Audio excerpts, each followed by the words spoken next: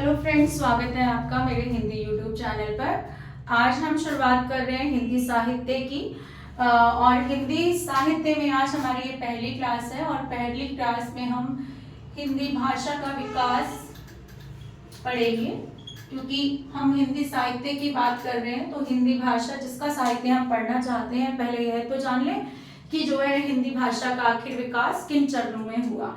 तो इस वीडियो को आप एंड तक देखें ताकि आपको जो है सारी चीजें बहुत आसानी से समझ आ जाए। हिंदी भाषा का विकास की कहानी हिंदी शब्द का प्रयोग से जानते हैं कि हिंदी शब्द का प्रयोग सबसे पहले अरबी और फारसियों ने किया। और वैसे इस नाम में कई जो है मतभेद भी हैं विद्वानों के बीच में। हिंदी हिंदू से हिंदी बना या हिंद का से जो है यानी कि भारतीयों का, इस तरीके से। अब जो है यहाँ पर जो है विश्व में लगभग आपको पता होगा बहुत सारी भाषाएं बोली जाती हैं। ऐसा माना जाता है लगभग विश्व में 3000 भाषाएं बोली जाती हैं। अब उनको जो है सुविधा की दृष्टि से 12 भाषा परिवारों में बांटा गया है। तो हिंदी इन्हीं 12 भाषा परिवारों में से एक परिवार भारूपीय भाषा परिवार की भाषा है। अब भारूपीय क्या है? भारूपीय क्या है? भारत और यूरोप की भाषाएं, भारत और यूरोप की भाषाओं की एक भाषा है। अब जो है इसको हमने हिंदी भाषा को हम और क्या बोलते हैं? आर्य भाषा बोलते हैं। ठीक, क्या बोलते हैं? आर्य भाषा। इसके विकास को हमने 3 भागों में बांटा है। कैसे है? प्राचीन आर्य भाषाएं, मध्यकालीन आर्य भाषाएं और आधुनिक आर्य भाषाएं। कहने का अर्थ क्या है कि हिंदी इन 3 चरणों से होती हुई आज इस रूप में हमें मिलती है। ठीक है, 3 चरण। कि प्राचीन रूप क्या था हिंदी का? प्राचीन, आपको पता है कि ये प्रश्न बार बार पूछा जाता है कि हिंदी की आदि जननी कौन सी भाषा है। तो हिंदी किससे उत्पन्न हुई है? यहाँ पर हम बहुत सारे जो है इसके बदलाव देखेंगे, लेकिन आदि जननी, पुरानी, सबसे पुरानी जननी कौन सी है? तो वो संस्कृत है।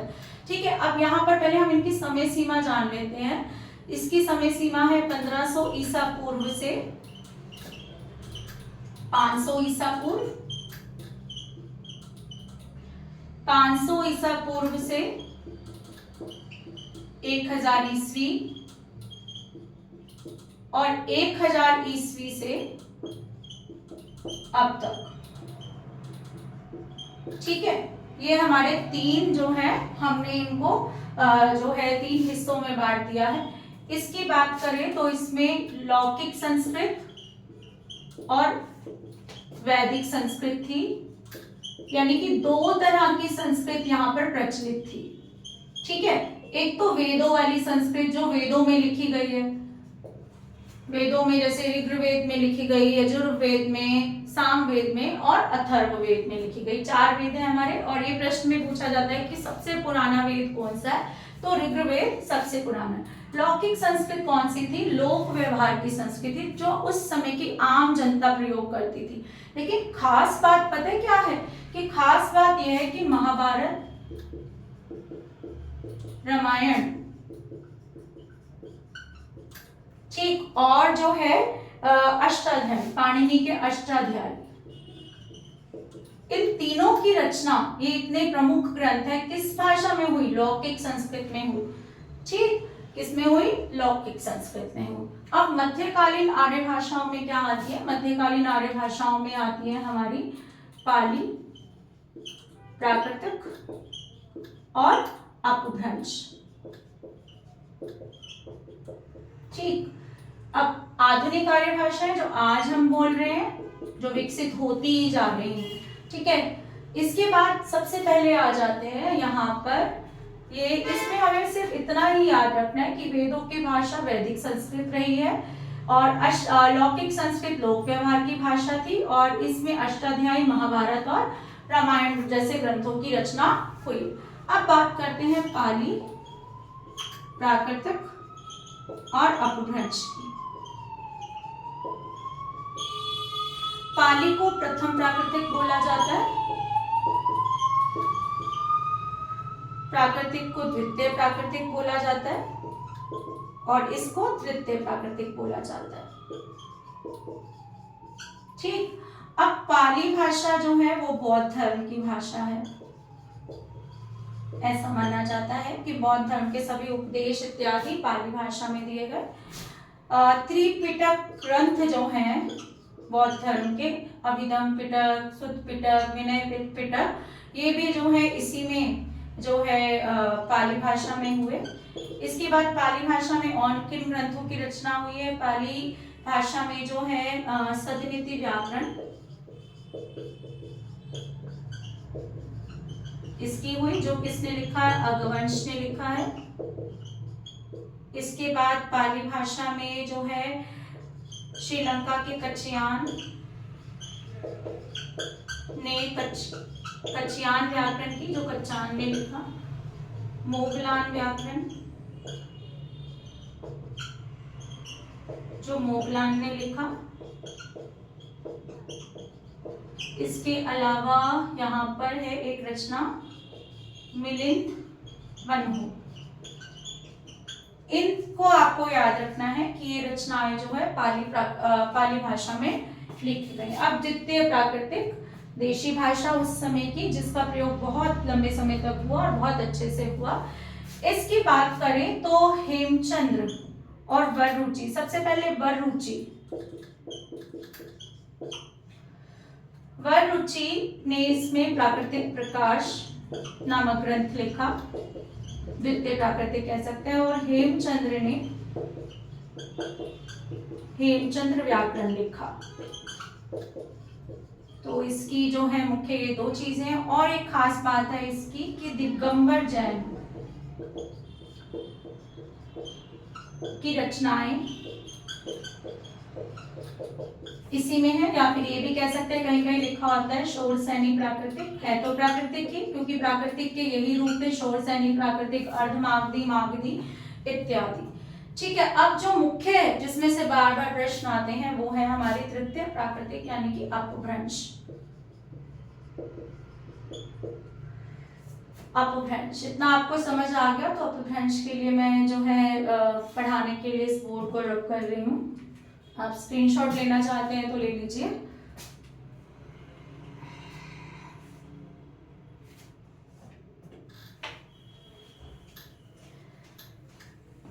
जब हम अपभ्रंश को पढ़ते हैं तो सबसे पहले इसका नाम में ये हिंदी से पहले की अवस्था कौन सी मानी जाती है? अपभ्रंश मानी जाती है। अपभ्रंश का शाब्दिक अर्थ क्या है? बिगड़ा हुआ। शाब्दिक अर्थ मतलब शब्द क्या अर्थ देता है? क्या अर्थ है? बिगड़ा हुआ। डंडी ने इसे जो है अभिराधी भाषा कहा है। और चंद्रधर शर्मा गुलेरी ने, जो बहुत इंपॉर्टेंट है, कई बार परीक्षा में पूछा गया है, चंद्रधर शर्मा गुलेरी ने अपभ्रंश को क्या कहा है? चंद्रधर शर्मा गुलेरी ने अपभ्रंश को पुरानी हिंदी कहा है। बार बार पूछा गया है ये प्रश्न कई बार। इसके बाद जो है अपभ्रंश की यदि बात करें तो अपभ्रंश में जो है इसके कवि महत्वपूर्ण हैं। सबसे पहले कवि इसके स्वयंभू माने जाते हैं। डॉक्टर राम कुमार वर्मा ने स्वयंभू को जो है हिंदी का पहला कवि माना है। इनका समय जो है 8वीं शताब्दी है। इनकी रचनाएं हैं पाउंचेरू, जो बहुत ही महत्वपूर्ण है। पाउंचेरू अधूरा ग्रंथ था इनका, जो इनके पुत्र त्रिभुवन ने पूरा किया। ठीक है, इसमें राम की कथा वर्णित है, लेकिन खास बात यह है कि इसमें जो है राम को अंत में निर्वाण प्राप्त करते हुए दिखाया है। जैसे अन्य बौद्ध और जैन धर्म के लोग इत्यादि जो है निर्वाण की प्राप्ति करते थे। इनकी एक रचना है रिठनेमी चर्यु।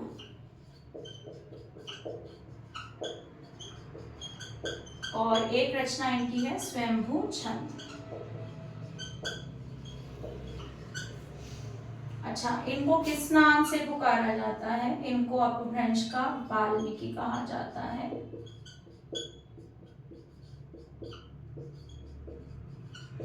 डॉक्टर दयानी ने इनको अपभ्रंश का कालिदास भी कहा है। ठीक, इसके बाद अपभ्रंश के दूसरे कवि हैं हमारे पुष्पदंत, जिनका समय है 10वीं शताब्दी। बहुत प्रश्न आते हैं इन पर आधारित। इनके जो है 2 ग्रंथ जो है वो मुख्य हैं। इन्हें जो है अपभ्रंश का भवभूति कहा जाता है।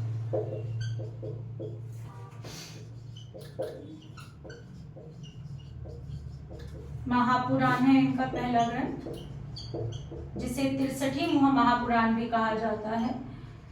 दूसरा इनका ग्रंथ है नय कुमारचर्यु, जिसे नाग कुमारचर्यु भी कहते हैं।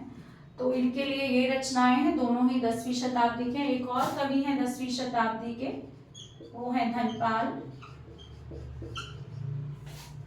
इनकी एक ही रचना जो है उपलब्ध है, वो कौन सी है? भविष्यत कहा। कैसे याद करें इस रचना को? जिसके पास धन होगा उसी का भविष्य अच्छा होगा, जिसके पास धन होगा उसी का भविष्य अच्छा होगा, उसी का भविष्य अच्छा कहा गया है। और किसकी बात है यहाँ पर? संदेश रासक के रचयिता आप कह सकते हैं अब्दुल रहमान। बहुत बार पूछा गया है, अब्दुल रहमान। इनकी रचना है संदेश रासक। अच्छा, एक प्रश्न और आता है कि संदेश रासक कैसा ग्रंथ है? तो ये खंड काव्य है। क्या है? एक खंड काव्य। कैसे याद करें? मैंने जो याद किया वो इस तरीके से कि संदेश, जैसे हम व्हाट्सएप पर भी संदेश भेजते हैं, कैसे भेजते हैं? छोटे छोटे टुकड़ों में भेजते हैं, छोटे छोटे संदेश भेजते हैं, खंडों में भेजते हैं। तो संदेश रासक क्या है? एक खंड काव्य है। इसके बाद जो है यहाँ पर एक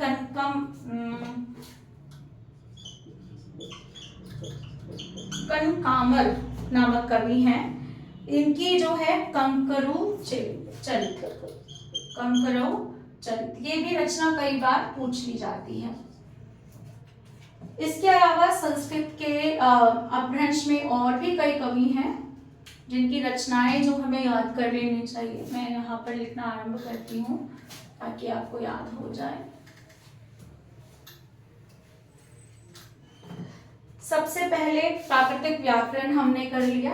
प्राकृतिक व्याकरण लिखा गया है, हेमचंद्र ने लिखा। हेमचंद्र को प्राकृतिक का पाणिनि भी कहा जाता है। तो 3 चीजें याद करनी है। स्वयंभू को वाल्मीकि कहा जाता है अपभ्रंश का, पुष्पदंत को भवभूति कहा जाता है, और हेमचंद्र को प्राकृतिक का पाणिनि कहा जाता है, क्योंकि हेमचंद्र ने प्राकृतिक जो है प्रकाश नामक जो प्राकृतिक व्याकरण नामक ग्रंथ लिखा था। इसके बाद जो हमें याद करने हैं वो है प्रबंध चिंतामणि।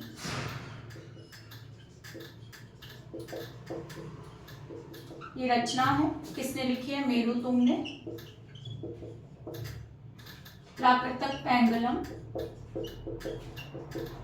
किसकी रचना है? लक्ष्मीधर। इसके बाद है हमारे पास राउलवेल, रोड़ा कवि की रचना है, कई बार पूछी गई है ये। इसके बाद है हमारे पास संदेश रासक, हम कर चुके हैं। बाहुर दोहा,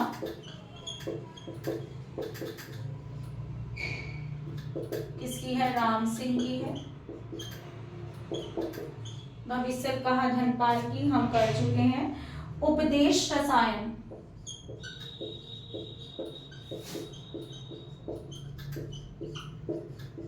जिनदत्त सूरी। ठीक, एक रचना और है श्रावकाचार,